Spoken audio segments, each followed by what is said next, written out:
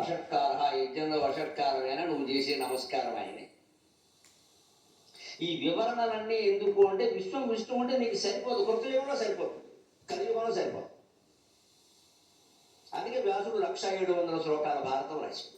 వినాయకుడు అడిగాడు, ఏముందండి ఇందులో అన్నదమ్ములు కొట్టుకు చావడం, వాడి పెళ్ళాన్ని వీళ్ళలాగి వీడి పెళ్ళాన్ని వాళ్ళలాగి ఓడి కదా, దీనికి మళ్ళీ 1,00,000 శ్లోకాలు ఇది. నాయన నీకు నాకు అక్కర్లేదయ్యా, కలియుగంలో మహానుభావులు అందరూ పుడతారు. ఆయన పుస్తకాలు ఇంట్లో పెట్టుకుని పూజ చేస్తారు కానీ ఎవడూ చదవడు, ఒకవేళ చదివినా కూడా దాన్ని ఆచరణలో పెట్టడు. ఇటువంటి సన్నాసులు మారాలంటే 1,00,000 శ్లోకాలు రాయాల్సిందే అని చెప్పాడు. వాడికి వాతలు ఎట్టేవాడు ఒకడు చెబితేనే వాడు వింటాడే. అందుకే గరికిపేట నరసింహరావు పుట్టించి కిందకి పంపించాలని చెప్పాడు వ్యాసు.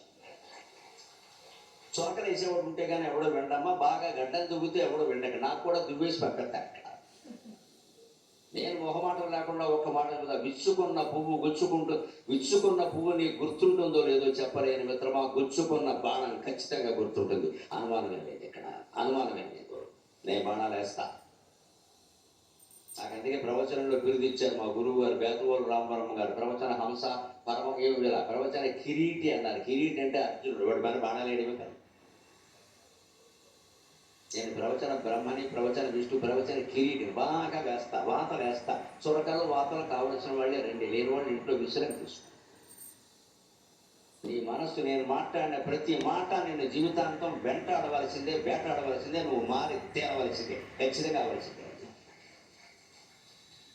నేను నువ్వు ప్రశ్నించుకు తెలవలసిందే. అయితే ఎందుకు ఇంత యోగ వాసిష్టం పనిలేక అన్ని శ్లోకాలు ఆయన రాయడం ఎందుకండి? భగవద్గీత చాలు కదా, భగవద్గీత 700 కదా, యోగ వాసిష్టం కొడితే ఎన్నో వంతు 32,000 ఎక్కడ, 700 ఎక్కడ, సంబంధం ఏముంది? కానీ భారతీయ వేదాంతం యొక్క గొప్పతనం ఏమిటంటే 32,000 యోగ వాసిష్టము మన వాళ్ళే రచించారు. 3,000 శ్లోకాల భగవద్ ఋతుగీత మనవాళ్లే రచించారు. 700 శ్లోకాల భగవద్గీత మనవాళ్లే రచించారు. 300 శ్లోకాల అష్టావక్ర గీత మనవాళ్లే రచించారు. అది కూడా అర్థం కాదేమో, చదవలేరేమో, భారమేమో అని శంకరాచార్య స్వామి 100 శ్లోకాల్లో వేదాంత రెండేమో అని రాశాడు. అది కూడా కష్టమైపోతుందేమో అని 10 శ్లోకాల్లో దక్షిణామూర్తి స్తోత్రం అని రాశాడు. అది కూడా కష్టమే, ఈ గ్యాంగికి బద్ధకం ఎక్కువ అని 5 శ్లోకాల్లో మనీషా పంచకం రాశాడు. అది కూడా కష్టమే అని 1 శ్లోకంలో చెప్పాడమ్మా. కిం జ్యోతిస్తవ భానుమానగనిమే రాత్రౌ ప్రదీపాదికం, రాత్రౌ ప్రదీపాదికం శాదేవం రవిదీపదర్శన విధౌ కిం జ్యోతి ఆఖ్యాతి మే చక్షుః తస్య నిమీలనస్య సమయే కిం ధీః ధియో దర్శనే కిం తత్రాగమతో భవాన్ పరమకం జ్యోతిః తదస్మి ప్రభో అని ఏకశ్లోకి అంటారు. 1 శ్లోకంలో చెప్పాడు. ఇది అర్థమైతే నీకు మొత్తం అర్థమైనట్టే అన్నాడు. 32,000 శ్లోకాల యోగ వాసిష్ఠ నుంచి 1 శ్లోకంలో ఉండేటువంటి ఏకశ్లోకి వరకు వేదాంతాన్ని అందించిన ఏకైక జాతి భారత జాతి. అది ఒక్కటే జాతి. మేము చెబుతామయ్యా, నీకు సంక్షిప్తంగానూ చెబుతాం, విస్తృతంగానూ చెబుతాం, నువ్వు చెయ్యాలి కదా అన్నాడు ఆయన. నువ్వు చెయ్యాలి కదా, నువ్వు చేయనప్పుడు మేము ఎంత చెబితే మేము ఉపయోగం, మాకు ఆయాసం, నీకు నీరసం తప్ప. బ్రో, ఈ విరాట్ గేట్ ఇప్పుడు ఇంత పర్ఫెక్ట్ గా ఎలా ఉంటుంది? అరే అతని బాగా ఆకాశే దివి స్వర్గంలో ఉన్నదే, భూమండలం ఉన్నదే, ఆకాశే భూమికి స్వర్గానికి మధ్యలో ఉన్న ఖాళీ అంతరిక్షంలో ఉన్నది. దివి భూమౌ తదాకాశే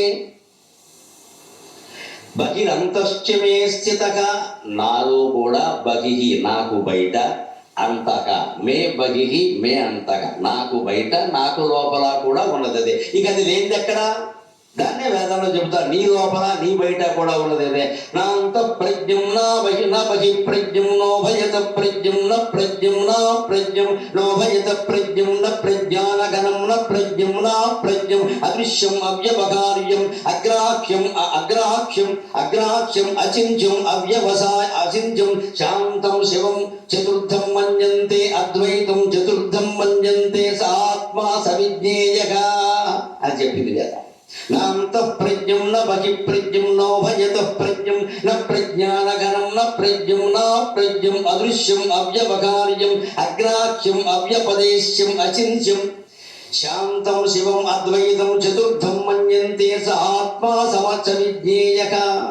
తెలుసుకోవలసిన ఆత్మ ఒకటి నా అంతఃప్రజ్ఞం, లోపలి ప్రజ్ఞ మాత్రమే కాదు, నా బహిప్రజ్ఞం బహిప్రజ్ఞ మాత్రమే కాదు, నా ఉభయత ప్రజ్ఞం. అలాగనే ఉభయత అంటే సరిపోదు, నా ప్రజ్ఞం అసలు అది ప్రజ్ఞం కాదో తెలుసుకోము. అలాగా కానీ అప్రజ్ఞం అంటే కుదరదు, అది స్ఫురిస్తుంది అందరికీ. చివరికి తలుచుకుంటే ఆ గేదెకి ఆవుకి దూడకి కూడా లోపల నేను నేను అని స్ఫురిస్తుంది. నేను అనేది లేనివాడు ఎవడు లేడు. కాళ్ళు లేనివాడు, చెవులు లేనివాడు, కళ్ళు లేనివాడు, చివరికి మతి లేనివాడు ఉన్నారేమో కానీ నేను లేనివాడు ఎవడు లేడు. ఆ నేనేమిటి, ఆ నేనేమిటి, ఆ నేను మర్చిపోయాం మనం ఇక్కడ. నేను అనగానే పేరు, ఆధార్ కార్డు, దానికి పాన్ కార్డు జత అయిపోయింది ప్రాణం ఇక్కడ. అక్కడి నుంచి కులం, గోత్రం అన్నిటికీ అదే. మా ఓళ్ళు అండి, ఈ ఓళ్ళు ఎవరో కులం ఇంత చేస్తే మా ఓళ్ళు ఎవడో ఈ ఓళ్ళు మరి మా వాళ్ళు అంటే అదో భాష వీడు, మా ఓళ్ళు అదొకటి ఇక్కడ. భాష కూడా చేత కదా కనీసం. ఎవరైనా పండితులు చెప్తే ఓళ్ళు చెప్పడానికి మా ఓళ్ళు అంటారు, మా వాళ్ళు అనండి, మా వాళ్ళు, మనవాళ్ళు, మన ఓళ్ళు, మా ఓళ్ళు. ఈ ఓ ఎక్కడదే, ఎక్కడ నుంచి ఓ వ్యాకరణం లేదు, భాష లేదు, పుస్తకం లేదు, నాశనం అయిపోయింది మొత్తం ఇక్కడ. వీడు ఏది మాట్లాడితే అదే భాష, పత్రికలలో అదే భాష, మా ఊళ్ళు. కనీసం ఆ మాట మంచి వచ్చేటో దాన్ని పలకడం కూడా తెలియదు. ఎవరన్నా మా బోటి గారు చెబితే నువ్వేం చెప్పేది ఇక్కడ, మీరు ఎవరు చెప్పాలి, చెప్పకుండా సరేలా అవ్వాలి. తెలుగు మాస్టర్లకు పాఠం ఏం చెప్పాలో తెలియట్లా. ఉన్నవాళ్ళే తప్పులే, వాడు ఏం చెప్తారు. పైగా వాడు ఏదైనా గట్టిగా చెప్తే క్యాస్ట్ ఫీలింగ్ అంటాడు. ఈ క్యాస్ట్ వదులుకోవడమేనమ్మా యోగ వాసిష్టం, అది ఇష్టమైన వాడే రండి, మా క్యాస్ట్ మాకు ముఖ్యమైన వాడు ఇంటికి వెళ్ళి కూర్చోండి అక్కడ. క్యాస్ట్ కూడా వదులుకుందుకు ఈ నుంచి నేను ఈ కులమని చెప్పుకుందుకు సిగ్గుపడేవాడు యోగ వాసిష్టం వినండి దయచేసి. నేను ముఖమాటం లేకుండా చెబుతున్నా. కులం పేరు చెప్పొద్దు, కులం పేరు చెప్పొద్దు. ఏ కులం అంటే భారత కులం అని చెప్పండి ఖచ్చితంగా. భారతదేశమే మన కులం. ఏ మతం అంటే హిందూ మతం. ఏ కులం అంటే భారత కులం. My caste is Indian, no other caste is there. ఆ డబ్బున్నవాడు నా ఉపన్యాసాలు వినండి, లేనివాడు మానేయండి. నాకు అందుకే ఖచ్చితమైన నియమం, మా కుల సంఘం బ్యానర్ ఉంటే నేను దేవేంద్రుడు పిలిచినా వెళ్ళను, నేను మాట్లాడను. దేవుడు బ్యానర్ ఉండవలసింది, కుల సంఘం బ్యానర్ ఉండడానికి వీలే. ఖచ్చితంగా ఉంటాను. అష్టాదశ వర్ణాల వాళ్ళ ఇంట్లో నేను ఎప్పటికే భోజనం చేశా, ఇంకా చేస్తా, సిద్ధంగానే ఉన్నా. అన్ని వర్ణాలు ఎన్నో తిన్నాను. నేనే అన్నం పెట్టేటప్పుడు నాకు ఎవరైతే ఏమిటండి తేడా ఏమిటండి అక్కడ ఫలానా వాడు ఇంట్లోనే తినాలని నాకేం లేదమ్మా. ఇప్పటికే అష్టాదశ వర్ణాల ఇళ్లలో తిన్నాను, అడిగి తిన్నాను. అది పరబ్రహ్మ పదార్థం అన్నం అనేది. దాన్ని పుట్టుకుని బట్టి నువ్వు నిర్ణయిస్తావు. పైగా నా ఓటిగాడికి భోజనం పెట్టేవాడు శుచి శుభ్రం లేకుండా ఎలా పెడతాడమ్మా అసలు ఎవరైనా? ఎంత శుభ్రం చేస్తాడు? పండిన కడిగిన పళ్ళని 10 సార్లు కడుగుతాడు. అంతకంటే భక్తులు ఉంటాడా? నీ ఇంట్లో తినను అని వారిని అవమానించాలా? నీ భుజం మీద చెయ్యను అని వారిని అవమానించాలా? మన ఓట్లు అవసరమైతే అందరు భుజం మీద చేతులు కాదని పాదాల మీద కూడా చేతులు వేసేస్తాం. ఓట్లు అవసరమైతే ప్రతివాడు కాడు పట్టేసుకుంటాం. అంచేత కులం వదులుకోగలిగిన వాళ్ళే ఈ ప్రసంగం వినండి, లేనివాడు అక్కర్లేదు. కుల ఆచారాలు పాటించడం వేరు, కుల అభిమానాలు వేరు. ఈ అభిమానాలు పెరిగిపోయి అహంకారాలు అయిపోతున్నాయి. ఇక్కడ అనేక రకాల గొడవలు జరుగుతున్నాయి. దానికి విరుగుడి. అందుకని మొత్తం అంతటా నిండి ఉన్నది ఒకటే. బహిరంతశ్చమే స్థితగా, నా శరీరం లోపల నాకు బయట కూడా అంటే నువ్వు కూడా అదే, నేను కూడా అదే. ఇప్పుడు చెప్పడం వెళ్ళడం ఎందుకంటే పని జరగాలి కాబట్టి. అందుకంటే ఏమి చెప్పకపోతే నాకు సత్కారం ఎలా చేస్తావు? అందుకని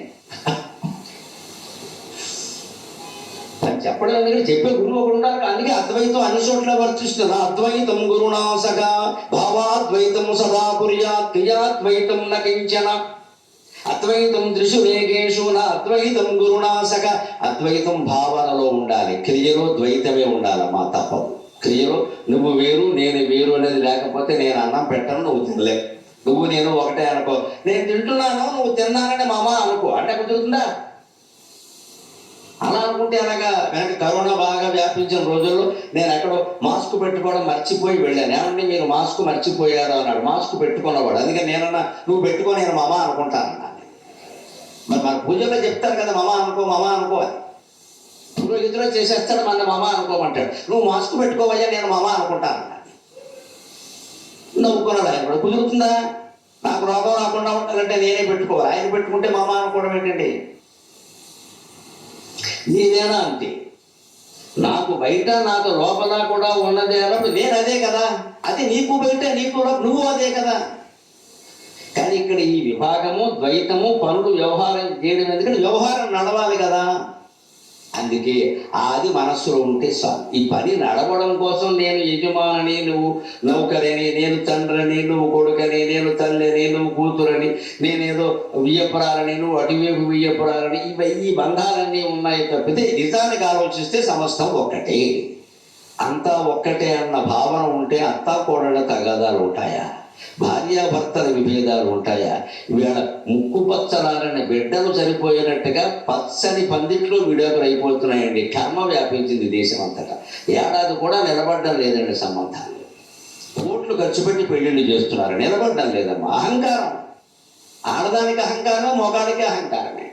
ఇటువాళ్ళు అటువాళ్ళు కలిసి బాజా భజంత్రిలాగా ఈ అహంకారాలు పెంచేస్తున్నారు. ఇంకా ఇక్కడ అడుగా ఎందుకు ఊరుకోవాలా అని అంటాడు. ఊరుకునేవాడు లేడు అసలు ఇక్కడ. మీరు ఊరుకోకపోతే కాపరాలు నడుస్తాయండి. వయస్సు 60 ఏళ్ళు కాదండి, వివాహ షష్ఠి పూర్తి 60 ఏళ్ళు జరుపుకున్న వాళ్ళు కూడా గొడవరు గ్రామంలో ఉన్నారు. వారు ఎంత సహనంగా ఉండకపోతే కాపురం చేశారమ్మా. ఆ సహనం మన పిల్లలకి నేర్పద్దా? ఉండకపోతే ఎందుకు ఉండవని అడగద్దా?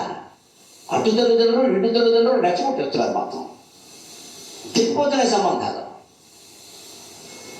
అంతటా ఉన్నది ఒక్కటే. భార్యలో ఉన్నది, భర్తలో ఉన్నది, గురువులో ఉన్నది, శిష్యులో ఉన్నది. విశ్వం పశ్చిది కార్యకారణతయ ఆస్వస్వామి సంబంధత శిష్యాచార్యతయా తదైవ పితృపుత్రాధ్యాత్మనా భేదత స్వప్నే జాగ్రత్తివా ఏష పురుషో మయా పరిభ్రామిత తస్మై శ్రీ గురుమూర్తయే నమయదం శ్రీ దక్షిణామూర్తయే అని దక్షిణామూర్తి స్తోత్రం 9వ శ్లోకంలో చెప్పినట్టుగా ఈ విశ్వంలో నీకు తండ్రి, కొడుకు, గురువు, శిష్యుడు, భార్య, భర్త అంటూ ఏ భేదాలు కనపడుతున్నాయో అవన్నీ ఒక్కటేనయ్యా అని గ్రహిస్తే తగద ఎందుకుంటుందండి. శాంతం, సహనం పెరగాలంటే అద్వైతం మనం తెలుసుకోవాలి, దాన్ని ఆచరణలో పెట్టాలి. ఆ అద్వైత జ్ఞానం పూర్తిగా కలిగే వరకు గురువు దగ్గర అద్వైతాన్ని పాటించొద్దు అన్నది. ఎందుకంటే గురువు కనపడగానే నమస్కారం చేయాలి, చెప్పండి అని అడగాలి, మర్యాదగా ఉండాలి. ఆయన ఒళ్ళో కాళ్ళెట్టి బోధ చేయమంటే ఎలా కుదురుతుంది? నువ్వు నేను ఒకటే కదా అని గురువు చెప్తాడా ఇంకా? అందుకని గురువు నా అద్వైతం గురువు నా సహా. గురువు దగ్గర మాత్రం అద్వైతం పాటించడం. ఆయన భక్తిగా ఎదురుగా ఆయన ఆసనంలో కూర్చుని నువ్వు కింద కూర్చొని చెప్పింది విను, చెప్పింది చెయ్యి ఏదో తెలుసుకోవాలి. కాబట్టి తెలుసుకుంటే తర్వాత అందరూ ఒకటే. ఇది బహిరంతశ్చమే స్థిత. నిజానికి ఈ బహిరంతశ్చ ఒక్కటి చాలు. నాకు లోపల నాకు బయట ఉన్నది కూడా ఒకే ఒక ఆత్మతత్వం అని తెలుసుకోగలదు. ఇంకేమిటండి? యో విభాతి అవభాసాత్మ. యో విభాతి, ఆ ఆత్మ ప్రకాశిస్తుంది. అవభాసాత్మ, అదే అన్నిటినీ ప్రకాశింపజేస్తుంది. తాను వెలుగుతూ అన్నింటినీ వెలిగిస్తుంది. తస్య భాష సర్వమిదం విభాతి తదేవ భాంతమనుభాతి తస్య భాష సర్వమిదం విభాతి. వేదం చెప్పారన్నమాట. అది వెలుగుతూ అన్నింటినీ వెలిగిస్తోంది. తస్మై సర్వాత్మనే నమః. ఆ రకంగా అన్నింటిలోనూ వ్యాపించిన ఆత్మస్వరూపానికి నమస్కారం అని యోగ వాసిష్టం మొదలు పెడుతున్నాడు. దాన్ని అత్యాధునికమైన పరిశోధనలు రుజువు చేశాయి. అంతటా ఒక ఆత్మ ఉంది, మేము అంగీకరిస్తున్నాం అని నాసా కేంద్రం వాళ్ళు ప్రకటించారు. అనుమానం ఏమీ లేదు. అంతేకాదు, వాళ్ళు ఇంకో మాట కూడా అమెరికన్ శాస్త్రజ్ఞులు అన్నారు, ఈ విషయాన్ని హిందూ పురాణాలు బాగా ముందే చెప్పినట్టుగా ఉన్నాయి అన్నారమ్మా. అది మనం సంతోషం. ఎలా కనిపెట్టారో చెబుతా. దైవ కణం అని ఒక కణానికి పేరు పెట్టారు వాళ్ళు. పత్రికల్లో వచ్చిన వార్త ఇది. దైవ కణం అని పెట్టారు. దానికి ఆ పేరు ఎందుకు పెట్టావయ్యా? గాడ్ పార్టికల్ అని పెట్టారు. ఆ పేరు ఎందుకు పెట్టామంటే మేము దీనికి మూలమేది, దీనికి మూలమేది, దీనికి మూలమేది అని పరిశోధనలు చేసుకుంటూ వెళ్ళాము. వెళితే చివరికి పరమాణువు కూడా మూలమేది. సృష్టికి మొత్తం సృష్టి కనపడుతున్న దానికి పంచభూతాలు మూలం, పంచభూతానికి అణువులు మూలం, అణువులకి పరమాణువులు మూలం. ఆ పరమాణువులు మూలమని మనకి ఈ సన్నాసులు చెప్పేది ఏమిటండి? పరం జ్యోతి పరం ధామ పరమాణు పరాత్పర పాశహస్త పాశహంత్రి పరమంత్ర విభేదిని. ఎప్పటి లలితా సహస్రం, ఎప్పటి వ్యాసుడు 5000 ఏళ్ల క్రితం చెప్పాడు ఆ విషయం. ఇప్పుడు కూడా బోసన్నో నాసన్నో చెబితే మనన్నామనవేడు మన కర్మ, మన కర్మ.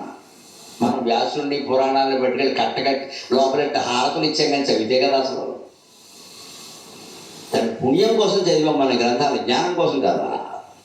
ఎప్పుడు చెప్పారు లలిత పరం జ్యోతి పరం ధామ, పరమమైన ఒక జ్యోతి ఉంది, అది పరం ధామ అమితమైన తేజస్సుతో ఉంటుంది. పరమాణువు అదే పరమాణువు, పర అది పరములన్నిటికీ పరం. ఏది నువ్వు పైన ఉందనుకుంటే దానికంటే పైన ఉంది, దానికంటే పైన ఏది లేదు. ఇంకా అన్నిటికంటే పైన అది ఉంది, దానికంటే పైన ఏది లేదు. అదే అమ్మవారు. ఆవిడలాగా శ్రీమాత శ్రీ మహారాజ్ఞి శ్రీమత్సింహాసనేశ్వరి చిదగ్గిరగుండ సంభూత దేవకార్య సముద్యత ఎలా ఎందుకుంది? మనకు అలా ఉంటే కానీ నమ్మం కాబట్టి, లేదా బయటికి పోమంట. మనకి దేవుడు అంటే ఒక నమ్మకం ఉంది కదా. కృష్ణుడు అంటే మురళి ఉండాలి, రాముడు అంటే ధనుష్ఠు ఉండాలి, అది లెక్క. అలాగే అమ్మవారు అంటే కాలు మీద కాలు ఉండాలి, 4 చేతులు ఉండాలి, లేదా నమ్మ. ఆధార్ కార్డు ఏదైనా అడుగుతాం అంతే అజ్ఞానం. మనం అమ్మవారు స్వయంగా కనపడినా మీ పని మనిషి వేషంలో అమ్మవారు మీ ఇంటికి వచ్చింది అనుకోండి, ఏమే సత్యమ్మా బాగున్నావు అంటాం కానీ లలితదేమంటావు మనం? నువ్వు కాదే వెర్రి ముఖం లేదు ఊరుకో, నువ్వు అలాగే అంటావు. సత్యమ్మ పనిలోకి రాలేదు, నువ్వు వచ్చావు అంటావు. మన కర్మ కాలిందమ్మా.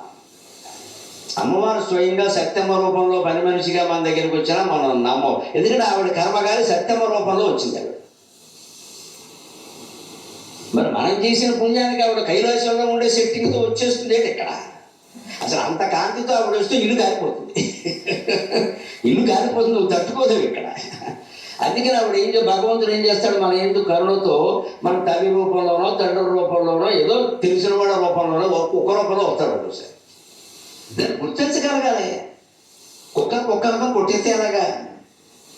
కొట్టేస్తే దెబ్బలు తిని వెళ్ళిపోతాడు. నేను వచ్చాను కొట్టామంటాడు. ఆ పట్టుకుండా ఉండాలంటే ఏం చేయాలి? తస్మై సర్వాత్మనే నమః. ఆ కుక్కలో ఉన్నది కూడా పరమాత్మే అని గ్రహించగలగాలి. కుక్క కనపడితే కుక్క అనుకోకుండా కుక్క రూపంలో ఉన్న పరమాత్మ. పని మనిషి కనపడితే పని మనిషి అనుకోకుండా పని మనిషి రూపంలో ఉన్న పరమాత్మ అనుకోవాలి. ఎక్కడ? మనస్సులో అనుకోవాలి. అంతేగాని పని మనిషి రాగానే మంగళహారతి మానకే మధుమాతి మానితే అధోగతి అని పాటలు పాడేయకూడదు. మన నుంచి రాదు. ఇదే ద్వైతం అద్వైతం అంటే తేడా. పని మనిషిలో ఉన్నది నీలో ఉన్నది ఒకటే నువ్వు భావించాలి, కానీ దాని దగ్గర చెప్పకూడదు. గొప్పలు పోతాయి. లోపు కట్టేసింది అది. పని మనిషి వచ్చేసరికి యజమానుడు వాళ్ళ స్వభావం ఎలా ఉండాలంటే, ఆలస్యంగా వచ్చావు, నువ్వు ఒక్కరిమే అనుకుంటావా, నాకు 4 బోర్లు వచ్చాయి ఇవాళ, నేను తీసిదాన్ని పెట్టేయమంటావా అనాలమ్మా. అబద్ధమైనా సరే. అబద్ధం వా సుబద్ధం వా కుంతీపుత్రుడు వినాయక అన్నారు. అబద్ధమో సుబద్ధమో నాకు తెలియదు. వినాయకుడు ఎవరంటే కుంతీదేవి కుమారుడు అన్నారు. అయిపోయాయి. ఎవడు చూడొచ్చాడు చూద్దాం. కుంతీదేవి కనపడి కేసెడితే అప్పుడు చూద్దాం. లేకపోతే వ్యవహారం నడవదండి. అంటే లోకంలో మీ కామక్రోధాలు ఏమీ మానుకోవలసిన అవసరం లేదు. వేదాంతం అంటే గుర్తుపెట్టుకోండి. వేదాంతం అంటే అసలు కోపం రాకూడదు లేదండి. ధర్మం కోసం కోపం రావాలి. వ్యాస భారతంలో ద్రోణ పర్వంలో 14వ రోజు యుద్ధంలో వ్యాసుడే చెబుతాడు, అసంక్రుద్ధమన పార్థ అంటాడు కృష్ణుడు. పార్థ, మనస్సులో కోపం లేకుండా బాణాల్లో మాత్రమే కోపం చూపిస్తూ బాణాలై శత్రువు చచ్చిపోతాడని చెబుతాడు. ఖచ్చితంగా అది మనం అలవాటు చేసుకోవాలి. మనస్సులో ఉండద్దు, బాణంలో ఉంటుంది కోపం అంతా. బాణం వేసినప్పుడు కోపం ఉండాలండి. లేకుండా మనం దీపావళి బాణాలు వేసినట్టు వెళ్తే వాడు పోతాడా?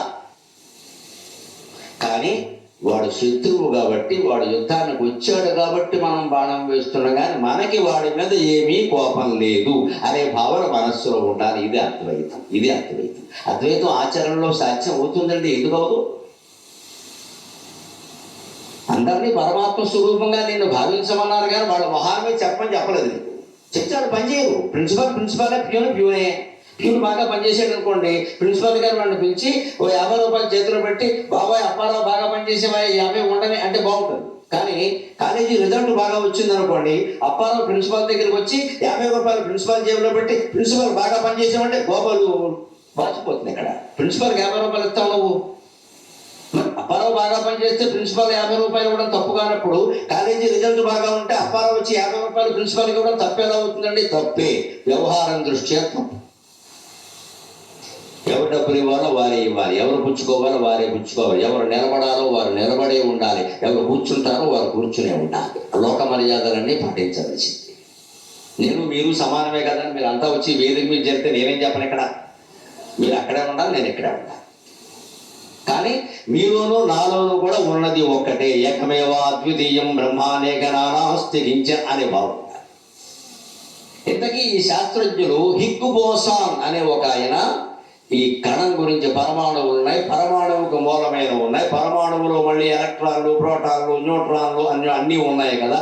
ఇలా వెళ్ళి పరిశోధనలు చేసి చివరికి మాకు తెలియడం లేదు కానీ అత్యంత సూక్ష్మమైన ఒక కణం ఉంది, దాని నుంచి అమితమైన వెలుగు వస్తుంది. ఆ వెలుగే మొత్తం మనిషి శరీరానికి, చరాచర జీవరాశులు అన్నింటి శరీరాలకి, ఈ మొత్తం సృష్టికి మూలమై ఉంది. దానికి ఏ పేరు పెట్టాలో మాకు తెలియట్లేదు, దాన్ని దైవ కణం అంటున్నాం అని చెప్పాడు. ఈ చెప్పిన వాడు హిగ్గు బోసాన్. కాబట్టి శాస్త్రజ్ఞులు ఏమన్నారంటే వీళ్ళు నాస్తికులు కాబట్టి హిగ్గు బోసాన్ కణం అన్నారు. వాళ్ళ కర్మ వాళ్ళది. ఆయన ఒప్పుకున్నా వీళ్ళు ఒప్పుకోట్ల. ఆయన స్వయంగా బాబు నేను ఏదో కనిపెట్టాను కానీ అది దైవ కణం అయ్యా, అన్నిటికీ మూలం అయ్యాది అని చెప్తే, లేదులే నువ్వు కనిపెట్టావు కదా నీ పేరు ఎట్టాక ఇప్పుడు బోసాన్ అయింది. అది ఆయన పేరు బోసాన్, అంతకంటే లేదు. దానికి హిగ్గు బోసాన్ కణం అని పెట్టారు. ఆయన ఏం పేరు పెట్టాడు? గాడ్ పార్టికల్, దేవకణం అన్నాడు. ఆ దైవ కణం అంతటా విశ్వమంతటా వ్యాపించి ఉందనే విషయం శాస్త్రీయ వైజ్ఞానిక పరిశోధనల్లో కూడా రుజువైంది. ఆ విషయాన్ని రామాయణ కాలంలోనే చెప్పిన ఏకైక గ్రంథం యోగ వాసిష్టం. తస్మై సర్వాత్మనే నమః దివి భూమో తదాకాశే బహిరంతశ్చ మే స్థితః యోగ విభాతి అవభాసాత్మ తస్మై సర్వాత్మనే నమః.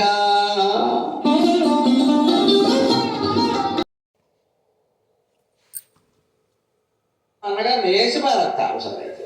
మళ్ళీ వీడే రాముడి గుళ్ళోకి వెళ్ళి నేను కోర్టులో నెగ్గేలా చూడమంటాడు. రాముడు నవ్వుకుంటాడు, ఇప్పుడు నీ దుంపదేగా, నేను మా భరతుడి మీద కేసెట్లేదే, నువ్వు తెలివిగా కేసెడతావు నీ తమ్ముడి మీద, మీ అన్నగారి మీద, మీ అక్కగారి మీద, నా గుళ్ళోకి వచ్చి దండం పెడతావు.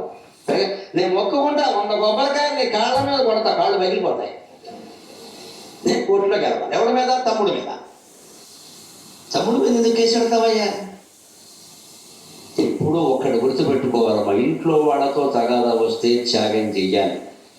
బయట వాళ్ళతో తగాదా వస్తే ఇంట్లో వాళ్ళందరూ కలిసి వాళ్ళతో యుద్ధమైనా చెయ్యాలి. అదే భారతీయ సంప్రదాయం, అదే భారతీయ సంప్రదాయం. బయట వాళ్ళతో వస్తే కాదు, మన ఇంట్లో వాళ్ళతో మనకి తగాదా వస్తే త్యాగం చేయాలి. అదే రామాయణం. ఇంట్లో రామయ్య, వీధిలో కృష్ణయ్య అంటే అర్థం. వేరే అర్థాలు చెప్పద్దు. ఇంట్లో వాళ్ళతో తగాదా వచ్చింది రాముడికి, త్యాగం చేసి అడవులు గెలిపాడు. కైకతోనూ భరతులతో గొడవ పెట్టుకోవాలి, తీసుకోండి. నేను తిరగకుండా రాజ్యం ఆయన కాళ్ళ దగ్గర వచ్చింది. భరతుడు వచ్చి కాళ్ళలో పెట్టాడు, కైక సహా. అదే వేరే వాళ్ళతో తగాదా వచ్చింది భారతంలో. కృష్ణుడు ధర్మపక్షం వహించి 18 రోజులు గుర్రాలు తోలి గెలిపించాడమ్మా ధర్మాన్ని. నీ ఇంట్లో వాళ్ళతో నీకు తగాదా వస్తే త్యాగం చేయి. పాకిస్తాన్ వాళ్ళతో తగాదా వస్తే కుర్చీ ఎగరగొట్టి పట్టుకుని మన దేశం ఏమిటో వాడికి తెలియాలి, మన ప్రతాపం ఏమిటో వాడికి తెలియాలి. భారతదేశంలో రాష్ట్రాల మధ్యలో గొడవలు వస్తే సర్దుకుంటాం, పర్వాలేదు. నీళ్ళు వాళ్ళు తీసుకొని మనం తీసుకొని, ఆంధ్ర తెలంగాణ మధ్యలో ఎన్ని ఇబ్బందులు ఉన్నా సర్దుకుంటాం, వారు మన సోదరు. పాకిస్తాన్ వాడితో సర్దుకోవడం, చైనా వాడితో సర్దుకోవడం మనకేం పనంటే, ఎందుకు సర్దుకుంటాం? మన వాట మనకి తెల చిన్న గోడ కూడా కట్టనే సరిహద్దులు, లేదా వాడు ఇబ్బందులు చాలా కడతారు. ఇక్కడ ఇవాళ గోడ కట్టమే ఇబ్బందులు మేడ కడతారు. ఆ జాతీయ భావం ఉండాల్సిందే.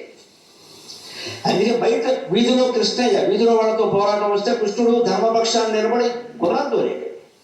ఇంట్లో వాళ్ళతో తగాదా వస్తే రాముడు వనవాసానికి వెళ్ళిపోయాడు. ఇంట్లో రామయ్య, వీధిలో కృష్ణయ్య అంటే అర్థం.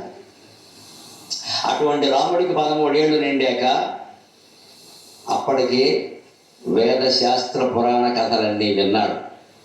క్షత్రియ పుత్రుడికి అప్పటికే 12 ఏళ్లకే విద్యాభ్యాసం పూర్తయ్యేది.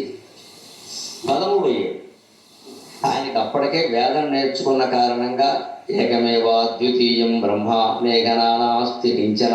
ఏమిటిది? సయేవాత్మా బ్రహ్మ విజ్ఞానమయగ మనోమయ ప్రాణమయగ చక్షుర్మయ శ్రోత్రమయగ పృథివీమయ ఆపోమయగ వాయుమయో ఆకాశమయగ జ్యోతి క్రోధమయో అక్రోధమయగ కామమయో అకామమయగ తేజోమయో అతేజోమయగ ధర్మమయో అధర్మమయగ సర్వమయగ తద్యదేతదు ఇదం మయో అజోమయగ తద్యథాకారీ యథాచారీ తథా భవతి పాపకారీ పాపో భవతి సాధుకారీ సాధుర్భవతి. ఇటువంటి అద్భుతమైన వేదోపనిషద్ వాక్యాలు విని రాముడికి ఒకరోజు రాత్రి నిద్ర పట్టడం లేదు. మంచం మీద దొల్లుతున్నాడు, పట్టు పరుపు మీద దొల్లుతున్నాడు మహారాజకుమారుడు. ఆయనకు వచ్చిన అనుమానం ఏమిటంటే నేనెవరు ప్రజ్ఞంనాంత ప్రజ్ఞం న బహిప్రజ్ఞం నోభయత ప్రజ్ఞం న ప్రజ్ఞాన ఘనం అంటున్న నేనెవరు నేను రాముడు కాదు. నేను దశరథనందనులోనేది మామూలు వ్యవహారం. అది స్కూల్ రిజిస్టర్లో పేరు రాయడానికి ఓ పేరు పెట్టారు. ఇది నేను కాదు. వేదం స్పష్టంగా చెబుతోంది. ఆ నేనెవరో నాకు తెలియనప్పుడు నేను పరిపాలనకి ఎలా పనికొస్తాను? మా నాన్నగారు రేపు ఎల్లుండో నాకు రాజ్యం ఇద్దాం అనుకుంటారు. నేను ఏం పని చేస్తాను ఇక్కడ ఆత్మజ్ఞానం లేకుండా అని రాముడికి నిద్ర పట్టక దొల్లుతున్నాడమ్మా. ఆధ్యాత్మిక తపన అంటే అలా ఉండాలి. మనకు దుఃఖం వచ్చినప్పుడు, కష్టం వచ్చినప్పుడు గుడి చుట్టూ తిరగడం కాదు ఇక్కడ పని లేకుండా.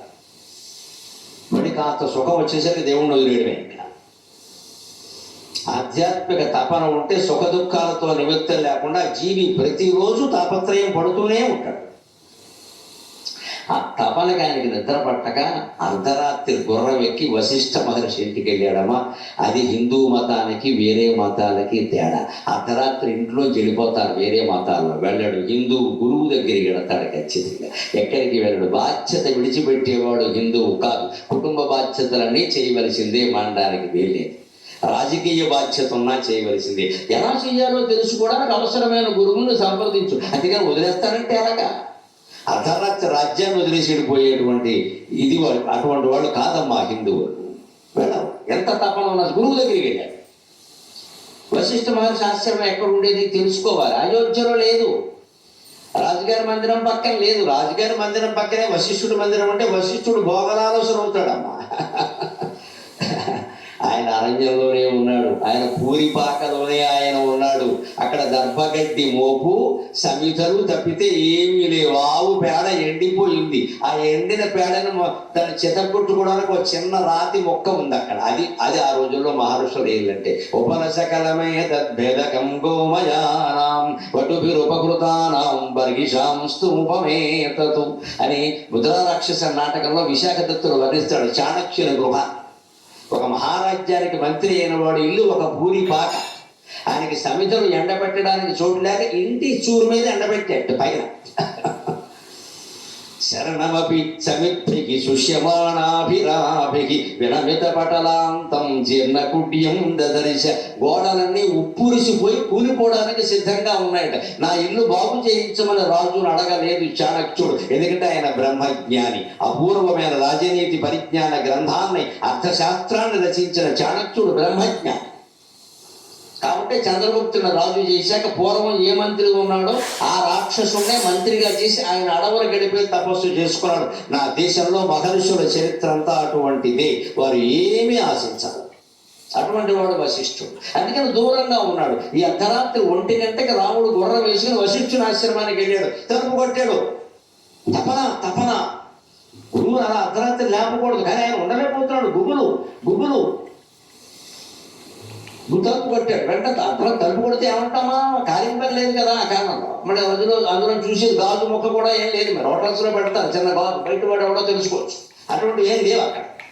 తలుపు కొట్టుకొని ఆయన ఏమన్నాడు? నువ్వెవరో అన్నాడు. అది తెలియకే వచ్చాను అన్నాడు ఆయన. ఇది యోగ వాసిష్టం. అది తెలియకే వచ్చాను. నేనెవరో నాకు తెలిస్తే ఇక్కడికి ఎందుకు రావడం? సపోజ్ నువ్వెవరో అనగానే రావా the eldest son of Dasharatha ఏదో మాట్లాడేది. ఈ భావన ఉంటే రావడం ఎందుకు? తలుపు కొట్టగానే నువ్వెవరో అంటే అది తెలియకే వచ్చాను అన్నాడు. వెంటనే తలుపు తీశాడు వశిష్ఠుడు. ఒక శిష్యుడికి గురువు బోధ చేయాల్సిన సమయం ఏమిటంటే అతనికి తపన ఎప్పుడుంటే అప్పుడు అంతే. దానికి ముహూర్తాలు ఉండవు, వర్జ్యాలు ఉండవు, రాహుకాలాలు ఉండవు, యమగండాలు ఉండవు. వీటన్నిటి నుంచి తప్పించుకోవడానికి వాడు జ్ఞానం అడుగుతున్నాడు. జ్ఞాని అయిన వాడికి రాహుకాలం ఏమిటి, యమగండం ఏమిటంటే నా తారకాయ పిచ్చి మాటలు చెబుతారు. ఆ జ్ఞానం మనలో ప్రవేశించే వరకే ఈ ముహూర్తాలు, ఏకాదశులు, రాకాదశులు అన్నీ ఉంటాయి. జ్ఞాని అయిన వాడికి ఇవన్నీ ఏమీ ఉండవు. అవధూత అంతే. వశిష్ఠుడికి ఆసక్తి కలిగేది. కూర్చో అన్నాడంతే. అక్కడికక్కడ కూర్చోబడి చెప్పడం మొదలు పెడితే దశరథ మహారాజుకి ఈ విషయం తెలిసి అక్కడ మీరిద్దరూ చెప్పుకుంటే లోకానికి ఎలా తెలుస్తుంది? రాజమండ్రిలో చెప్పండి. మన్నాడు వచ్చి కూర్చోబెట్టి 21 రోజులు. 21 రోజుల్లో 32,000 శ్లోకాల బోధ 21 days. మనకి సరిగ్గా దీక్ష మండలం అంటే 21 రోజులు. తర్వాత ఈ మధ్య 40 అంటున్నారు. కానీ వేదశాస్త్రాల ప్రకారం, పురాణాల ప్రకారం మండలం అంటే 21. ఎందుకంటే పుట్టిన బిడ్డకి కంట్లో పడేటువంటి ప్రతిబింబం తిరిగి అడ్డంగా పడకుండా మామూలుగా పడి మనుషులందరినీ గుర్తించేయడానికి 21 రోజులు పడుతుంది. మన హిందూ ఆచారాలు ఎంత గొప్పవో గమనించండి. సరిగ్గా 21వ రోజునే తొట్టులో పడుకోబట్టి పేరు పెడతారు. 21వ రోజున బారసాలు చేస్తారు, పేరు పెడతారు. అంతకుముందు పేరు పెట్టినా వాడు గుర్తుపట్టలేడు. 21 రోజుల వరకు శిశువు కళ్ళు ఎలా ఉంటాయి అంటే మన ప్రతిబింబం తలకిందులుగా పడుతుంది, అలాగే ఉంటుంది. అమ్మ కూడా అంతే, నాన్న కూడా అంతే. వాడు గుర్తుపట్టలేడు. ఈ 21 రోజులు అయిన తర్వాత తలకిందులుగా పడే ప్రతిబింబం మామూలుగా చేసి అందిస్తుంది కంటి నాడు. అప్పుడు మనుషుల్ని గుర్తుపడతాడు. రోజు అలా కర్మ అమ్మే అని అమ్మ కనపడగానే ఏడుపు మాట్లాడతారు. ఆ మనుషులను గుర్తుపడ్డం అనే తత్వం 21 డేస్ 21 రోజులకు వస్తుంది. కాబట్టి మన పవిత్ర హిందూ మతంలో బారసాల అనే ఆచారం 21 రోజులకు పెట్టారు. అప్పుడు వాడికి పేరు పెట్టండి అన్నారు. ప్రతి ఆచారం వెనకాల మహత్తరమైన ఆధ్యాత్మికత ఉన్న ఏకైక మతం హిందూ మతం, ఏకైక ధర్మం హిందూ ధర్మం. వశిష్ఠుడు రాముడు రాజమందిరానికి వచ్చారు. లక్ష్మణ భరత శత్రుఘ్నుడు కూడా కూర్చున్నారు. ఈ రోజు పిలిచినట్టుగా కీర్తన మీద ఆధారపడింది. కొంతమంది అంటూ ఉంటారు, పాపం ఏమిటో నేను ఏమనుకున్నా అవ్వడం లేదండి. ఆ మధ్యనప్పుడు 3-4 నెలల క్రితం నన్ను ఎవడో అడిగాడు ఫోన్లో, నేను ఏం అనుకున్నా అవ్వడం లేదండి, ఏం చేయమంటారు? అనుకోవడం మానే అన్నీ అవుతాయని చెప్పాను. యోగ వాసిష్టం చదివిన వాళ్ళ రిప్లై అలాగే ఉంటుంది. వీడు కోరికలన్నీ తీర్చాల్సిన అవసరం నాకు లేదు. నేను ఏం అనుకున్నా అవ్వట్లేదు, అసలు ఎందుకు అనుకుంటున్నా, అనుకోవడం మానే అన్నీ అవుతాయని చెప్పాను. అంటే ఈయన కాదు అనుకున్నవన్నీ అయిపోయేలాగా నేనేదో మంత్రోపదేశం చేయాలి ఇప్పుడు ఫోన్లో, లేదా వాళ్ళ ఇంటికి వెళ్ళి ఇవి అనుకున్నవన్నీ ఎవడో పక్కింటి వాడిని చంపేద్దాం అనుకున్నాడేమో నాకేం తెలుసండి. ఇది అనుకున్నవన్నీ అవ్వడం ఏంటి? అనుకున్న మంచి పనులన్నీ అవ్వడం కూడా అనట్లేదు. మనుషులు అనుకున్నవన్నీ అవ్వాలి. దయచేసి అర్చకులకి అందరికీ, ప్రపంచం అందరికీ దీని ద్వారా తెలుస్తుంది. కాబట్టి చెబుతున్నాం, మనోవాంఛా ఫలసిద్ధిరస్తు అనే ఆశీర్వచనం మొత్తం పరిహరించాలండి. అది దుర్మార్గపు ఆశీర్వచనం, అది చేయకూడదండి, అది చేయకూడదు. సద్వాంఛా ఫలసిద్ధిరస్తు అని మాత్రమే అనాలి. మంచి కోరికైతేనే తీరాలి. వీడి మనసులో ఉన్న ప్రతి వెధవ కోరిక తీరాలండి. యావత్ వేద పండితులకు నమస్కారం పెట్టుకోతున్నా. ఈ దుర్మార్గపు మాటను వైదిక సాహిత్యం నుంచి పరిష్కరించండి. హిందూ మతం బాగుపడుతుంది. మనోవాంఛ ఏమిటంటే వాడి మనసులో మర్ర చేద్దామని ఉంది. నువ్వు ఆశీర్విస్తావా? నీకు తెలుసా వాడి మనసులో ఏముందో? నువ్వు దూరావా? మనోవాంఛ ఎంత పనికిమాలిన మాట అది. కుడి ముందు బోర్డు పెడతారు, మీ కోరికలన్నీ అన్నీ ఎందుకు తీరాలండి? మంచివే తీరాలి. చెడ్డలు తీరడం ఏంటి? మన కోరిక ప్రతిదీ మంచిదా? 100 కోట్లు ఉన్నవాడు కూడా 1000 కోట్లు కోరతారండి. ఎందుకు తీరాలి? ఒక పేదవాడు ఎవడన్నా నాకు తిండి లేదు అంటే వాడు కోరిక తీరాలి అని మనం అనొచ్చండి. 100 కోట్లు ఉన్నవాడు 1000 కోట్ల కోసం యజ్ఞం చేయమంటే మనం చేసేస్తున్నామే. మనం వేద పండితులమేనా? మనం పురోహితులమేనా? నమశివాయ నమశివాయ. నీకెందుకురా ఇంత డబ్బు అని అడగాలి కదా. ఖచ్చితంగా నీకెందుకురా ఇంత డబ్బు అని అడగాలి కదా. ఆ ధైర్యం ఉండాలి, ఆ ధైర్యం ఉండాలి. లేకపోతే ఏం లేదు. మొన్న ఎన్నికలకు ముందు కూడా ఒక పెద్ద మనిషి పేరు చెప్పాను, నాకు ఫోన్ చేసి, నేను అదేమిటి ఈ మధ్య బాగా ప్రసిద్ధ రాజశ్యామల, దాన్ని రాజకీయ శ్యామలు చేసేసాను. రాజశ్యామల యాగం చేస్తున్నానండి, నేను మంత్రి అవ్వాలండి, మీరు రావాలండి అన్నాడు. నువ్వు మంత్రి అవ్వడం నాకు ఇష్టం లేదు, నేను రానని చెప్పాను. నేను నువ్వు గెలవడం కూడా నాకు ఇష్టం లేదని చెప్పాను. That is Garikapati, that is Garikapati. నువ్వు మంత్రి అవ్వడం కాదు, నువ్వు గెలవడం కూడా నాకు ఇష్టం లేదు, నేను రానుపో అని చెప్పాను. పైగా శ్యామలాదేవితో పెట్టుకోక మూతి ఎగిరిపోతుందని చెప్పాను. నేను మన ఇష్టం వచ్చినట్టు చేయకూడదండి. లోక కళ్యాణం కోసం మాత్రమే యాగాలు చెయ్యాలి. స్వార్థ ప్రయోజనం కోసం చేస్తే వీపు వాయుగొట్టేస్తుంది అమ్మవారు. ఎవరితోనైనా పెట్టుకోవచ్చు, అమ్మవారితో పెట్టుకోకూడదండి. విష్ణువు సాత్వికుడు, శివుడు సాత్వికుడు, రాముడు కృష్ణుడు అందరూ సాత్వికుడు. అమ్మవారు ఎంత సాత్వికురాలో అంత కటికురాలు, తోలు ఇచ్చేస్తుంది పట్టుకుని. దేవీ ఉపాసన సామాన్యమైంది కాదది, అందరూ చేసేది కాదది. పిచ్చి పిచ్చి కోరికలతో ఎవడి స్వార్థం కోసం యజ్ఞాలు చేస్తే చేసిన వాడిని చేయించుకున్న వాడిని ఇద్దరిని వేసేస్తుంది. నేను మొహమాటం లేకుండా నువ్వు చేసే అధమయాగానికి నేను రావడం ఎలాపో, నన్ను ఎలా పిలిచావు, నీకు ఎంత ధైర్యం అని అడిగాను. నేను చెబుతున్న ప్రవచనాలంటే నీ పిలిపేంటి ఇక్కడ ఎందుకండి. ఆయన ఏదో గొప్పవాడు, వచ్చే ఆయన గొప్పవాడని తెలిసింది, వచ్చే. నా ప్రాణం పోయినా అటువంటి పనులు చేయండి. నాకు కులరహితంగా, మతరహితంగా, ప్రాంతరహితంగా, భాషారహితంగా, స్త్రీ పురుష భేద రహితంగా సమసమాజం ఏర్పడమే నా లక్ష్యం. సమసమాజం ఏర్పడమే నా లక్ష్యం. ఆత్మజ్ఞానంతో కూడిన మనుషులు ఉండాలి తప్ప కులాలు మతాలు ఈ అధవ మాటలు నా దగ్గర మాట్లాడద్దు. అసలు కుదరదండి. మొత్తం మొత్తం సమస్త జీవరాశి ఒక్కటే. చెప్పగలిగితే చీమలకి, కుక్కలకి, దోమలకి కూడా చెప్పడానికి నేను సిద్ధంగా ఉందమ్మా. నా భాష వాళ్ళకి వాటికి అర్థం కాదు కదా. నా తెలుగు భాష తెలుగు వాళ్ళకే అర్థం కావట్లేదు, కుక్కలకేం అర్థం లేదు, మనుషులకే అర్థం కావట్లేదు. ఇది మాట తెలుస్తుంది. రాయగలిగిన వాళ్ళు, చదవగలిగిన వాళ్ళు యువతరంలో లేరండి. మరి ఈ భాష కుక్కలకి, చీమలకి ఏమర్థం అవుతుంది? అర్థమైతే నేను వాటికి కూడా చెప్పడానికి సిద్ధమే. వాటి దుఃఖాలు కూడా పోగొట్టచ్చు ఒక యోగ వాసిష్టంతో, అనుమానం ఏం లేదు ఇక్కడ.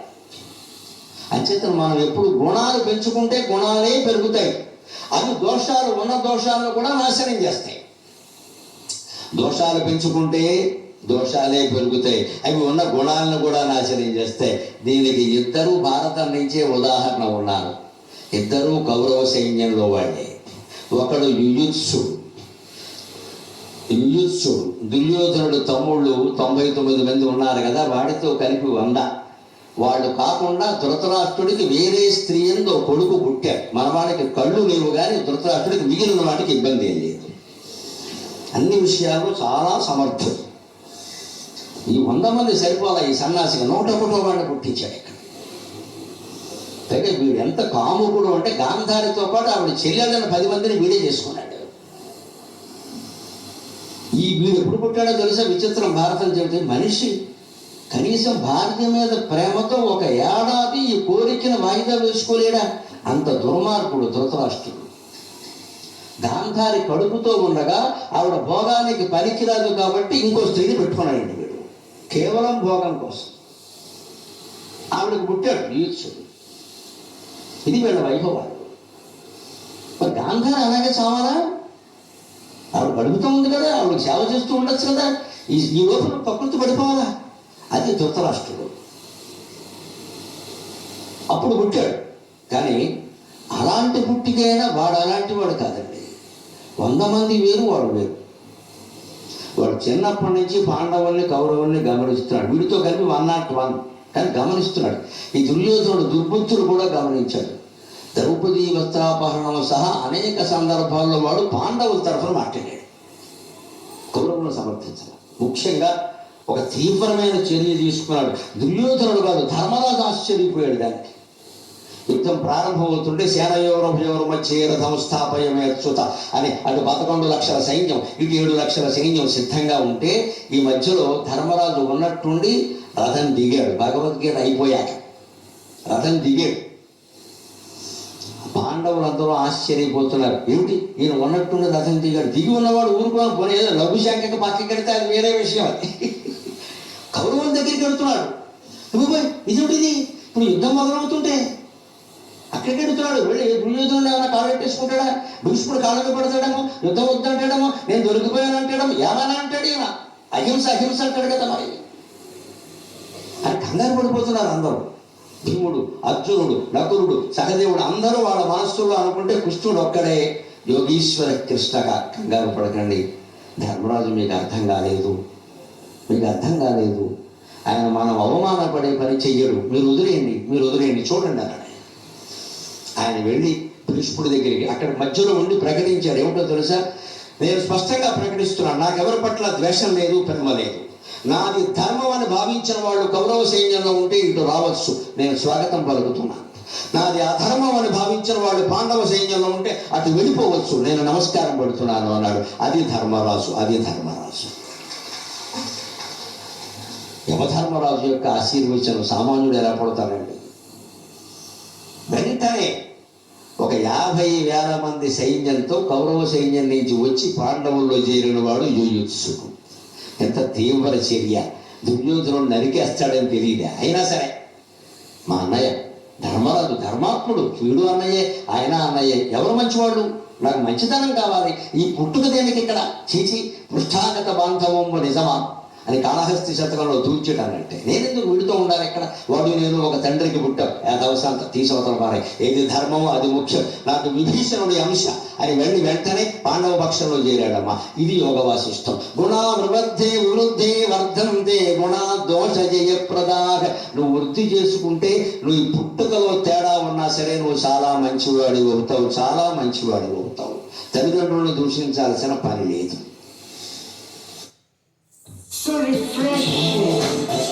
భారతంలో ఉంది. దయనీయమైన పాత్ర, దైవోపహతమైన పాత్ర. దోషా వివృద్ధే వర్ధంతే దోషా గుణ వినాశనాక. నీలో ఉండే దోషాలే నువ్వు వృద్ధి చేసుకుంటే ఆ దోషాలే పెరుగుతాయి, ఉన్న మంచి గుణాలు కూడా నాశనం అయిపోతాయి. కర్ణుడు దీనికి ఉదాహరణ. కర్ణుడు దీనికి ఉదాహరణ. స్వతహాగా మంచివాడు, జాలి పడవలసిన వాడు. కుంతీదేవి ఆయనకి అన్యాయం చేసింది, అందులో తేడా ఏమీ లేదు. ఆవిడకి ఏ శిక్ష వేసినా తప్పు లేదు. కానీ అక్కడి నుంచి తన జీవితాన్ని మొత్తం పాడు చేసుకున్నది కర్ణుడే కదండి. కుంతీదేవి ఎక్కడ పాడు చేసింది? ఒక మొదటి చర్య అన్నిటికీ కారణం అంటే అలాగా తప్పది. కన్నపాత్ర విశ్లేషణ అలా చేయకూడదు. కర్ణుడి విషయంలో కుంతి అన్యాయం చేసింది నిజం, కానీ తర్వాత ఆయన జీవితాన్ని ఆయన నిర్మాణం చేసుకోవచ్చు కదా. దుర్యోధనుడి పక్షంలో చేరమని ఎవరు చెప్పాడు? పోని అస్త్ర విద్యా ప్రదర్శనలో ఆయన ఏదో అవమానించారు కాబట్టి ఆయన దుర్యోధనుడి పక్షంలో చేరాడు అనుకుందాం. ఆయన చేసిన ప్రతి దుర్మార్గాన్ని సమర్థించాలా? అవసరమా? భీష్ముడు చిన్న మాట, అర్ధరథుడు అంటే నువ్వు ఉన్నంతకాలం నేను యుద్ధం చేయనని బయటకు వచ్చాడే. ద్రౌపదీదేవిని వస్త్రాపహరణం చేస్తుంటే ఈ దుర్మార్గాన్ని నేను చూడలేను అని కర్ణుడు బయటకు వచ్చి ఉంటే భారతం వేరుగా ఉండేది. భారతం వేరుగా ఉండేది. బయటికి రాకపోగా ఈ దుర్మార్గుడు ఆ దుర్మార్గుడితో కలిసి దుర్మార్గుడై మరింత దుర్మార్గుడై ద్రౌపదిని ఏమన్నాడు అంటే, 5 మగుళ్ళు ఉన్నారు, నీకు సిగ్గు లేదు, 5 నిన్ను కాపాడలేకపోయారు, 6వ వాడిని ఎంచుకో అని మాట్లాడాడమ్మా. ఎక్కడి నుంచి వచ్చింది? మంచివాడైన కర్ణుడు ఇంత దుర్మార్గుడు ఎందుకయ్యాడు? సాంగత్యం, సాంగత్యం, సాంగత్యం. అది చెబుతున్నాడు యోగ వాసిష్టం. ఇప్పుడు యోగ వాసిష్టాన్ని 1వ తరగతి నుంచి డిగ్రీ వరకు పాఠ్య పుస్తకాల్లో పెట్టాలమ్మా. పాఠ్య పుస్తకాల్లో పెట్టాలి. గుణాభివృద్ధి వర్ధంతే గుణా దోష జయప్రదాయ. నీలో మంచి గుణాలను పెంచుకుంటే మంచి గుణాలు పెరగడంతో పాటుగా అప్పటి వరకు ఉన్న పేకాట ఆడటం, సిగరెట్లు కాల్చడం లాంటి లోపాలు పోతాయి. ఏం అనుమానం లేదు. దోషాలే పెంచుకున్నాం అనుకో, చదువుకోవడం మానేసి సిగరెట్టే కదా అని కాల్చడం, ఓ పెగ్గే కదా అని వేసుకోవడం మొదలెట్టామనుకో, అక్కడి నుంచి వాటితో మంచి గుణాలు పోయి దుర్గుణాలు బాగా పెరిగిపోతాయి. రెండిటికి ఈశ్వరుడు ఒకదానికి ఉదాహరణ, కర్ణుడు ఒకదానికి ఉదాహరణ. జీవితాన్ని మనం పాడు చేసుకుంటున్నామా, వారు పాడు చేస్తున్నారా? కేవలం ప్రయత్నంతోనే పూర్వజన్మ కర్మని కూడా జయించి తన కులాన్ని, తన జీవితాన్ని మార్చుకున్న మహానుభావుడు గురించి ఇప్పుడు చెబుతున్నాడు. ఆయన గురించి తెలుసుకుని 5 నిమిషాల్లో మనం సెలవు తీసుకుందాం. విశ్వామిత్రేణ మునినా. విశ్వామిత్రుడు అనగానే నేను పరవశించిపోతానమ్మా. ఎవరైనా మీ పేరు చెప్పండి అంటే, చతుస్సాగర పర్యంతం ఓ బ్రాహ్మణేభ్యః శుభం భవతు, ఓ బ్రాహ్మణేభ్యః శుభం భవతు. విశ్వామిత్ర అఘవర్షణ కౌశికత్రయా ఋషయే ప్రవరాన్విత కౌశిక గోత్రోద్భవః ఆపస్తంభ సూత్రః కృష్ణయజుర్వేద శాఖాధ్యాయీ వెంకట బసవ నరసింహరావు నామధేయః అహంభో అభివాదయే అని రోజు స్నానానంతరం నేను సంకల్పం చెప్పుకుంటా. మాది విశ్వామిత్రుడు గోత్రం, అందుకే కాస్త కోపం ఉంటుంది, తట్టుకోవాలి. విశ్వామిత్రుడు, అఘవర్షణుడు, కౌశికుడు మా వంశానికి మూల పురుషులైన ఋషులు. మా కోపం అంతా ధర్మం కోసమే, అధర్మం కొంచెం ఎవరి మీద కోప్పడాలని మాకు ఎందుకుంటుంది. విశ్వామిత్రేణ మునినా దైవముత్సృజ్య దూరతః పౌరుషేణైవ సంప్రాప్తం బ్రాహ్మణ్యం రామ నాన్యథా. విశ్వామిత్ర మహర్షి ఉదాహరణ. ఆయనకి వశిష్ఠుడితో పంతం వచ్చింది, యుద్ధంలో ఓడిపోయాడు. యోగదండం పెట్టాడు వశిష్ఠుడు. అక్కడ విశ్వామిత్రుడు వేసిన బాణాలన్నీ యోగదండం దగ్గరికి వచ్చి వెనక్కి వెళ్ళిపోయాయి. ఆయనకి మంటెత్తిపోయింది. దిగ్బలం క్షత్రియ బలం బ్రహ్మబలమేవ శ్రేష్ఠత అన్నాడు. ఈ రాజబలం, సైనిక బలం, ఆయుధాలు పనికిరావు, బ్రాహ్మణ బలమే గొప్పది. ఎందుకంటే వాడు మంత్రవేత్తలు, వాడు తపస్సులు అని ఆయన ఏం పట్టాడు? వశిష్ఠుడి మీద కక్ష కట్ల. ఇంత బలం ఎక్కడి నుంచి వచ్చింది? దీనికి తపస్సు. ఆ తపస్సు నేను చేస్తా, ఈ రాజ్య పరిపాలన నాకు అక్కాలి అని వదిలేశాడు. వదిలిస్తే వెంటనే ఏమీ రాలేదండి. ప్రయత్నం, గొప్పతనం అంతా విశ్వామిత్రుడి చరిత్రలో ఉంది. దక్షిణ దిక్కున కూర్చొని తపస్సు మొదలెట్టాడు. ఓ ఏడాది చేశాడు. మేనక వచ్చి ఓ సినిమా గీతం ఒకటి పాడింది, జూయెట్టో కాకిరెట్టో అంటే తలుపు వేశాడు. 10 ఏళ్ళు మళ్ళీ తలుపు తీయలే. ఓ పిల్ల పుట్టింది, ఆ పిల్లని వదిలేశాడు. శకుంతల ఆవిడ వదిలేసింది, ఈయన వదిలేశాడు.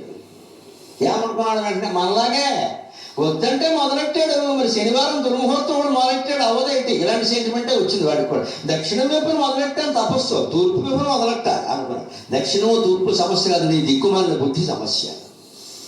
మనం దిక్కులు పట్టుకుని అడుగుతాం ఇక్కడ, ఈశాన్యం, తూర్పు, ఇంకోటి.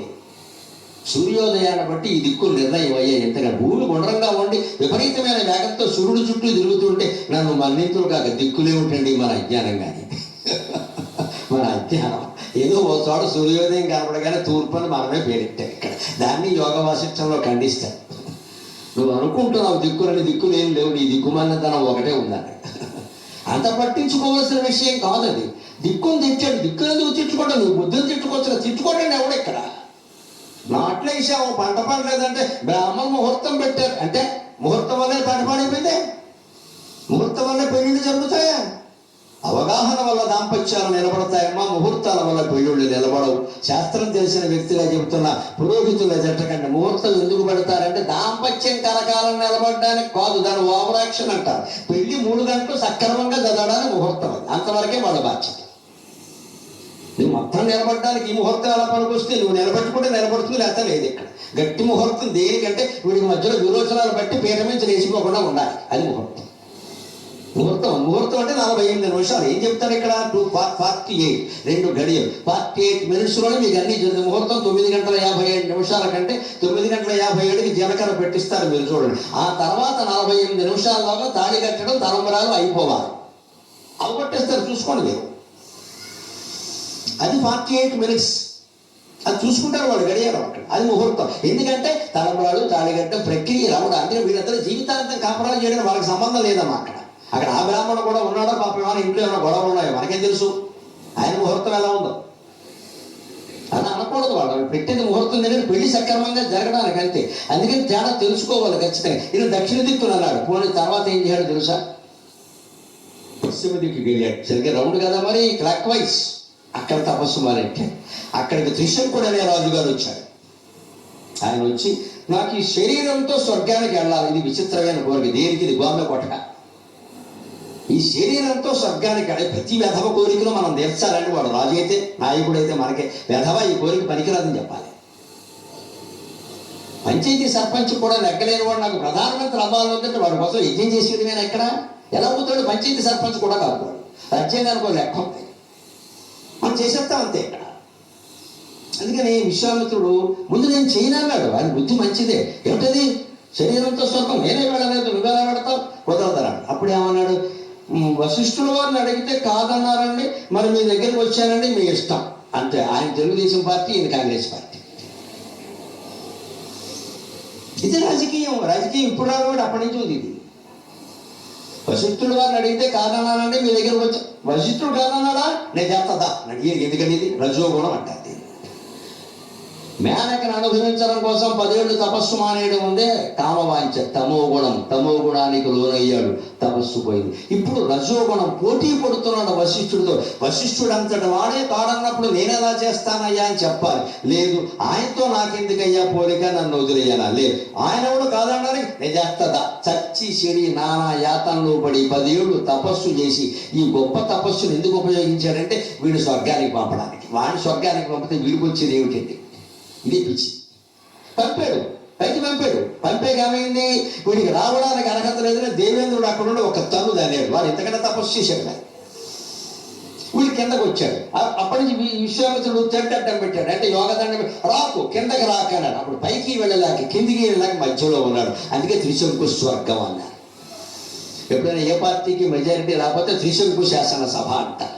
అటు లేదు, ఇటు లేదు, మధ్యలో ఉన్నాడు. మధ్యలో ఉన్నవాడిని పోని వేధవా ఉన్నావని వదిలేసి ఉండవు త్రిశంకు, నేనంటే ఏమనుకుంటావు, నీకోసం స్వర్గాన్ని సృష్టిస్తా అని ఒక రంభని, ఒక దేవేంద్రుడిని, ఒక ఊర్వశిని అందరినీ తన తపశ్శక్తి పెట్టి వీడి కోసం సృష్టించాడు. ఇంత ఓవర్ యాక్షన్ అవసరమా? ఇది ఏమన్నా లోకోపకారమా? ఓ పనికి మాలిన వాడి కోసం నీకెందుకు ఇంత? ఒక్కో మనిషి ఇలా ఉంటాడండి.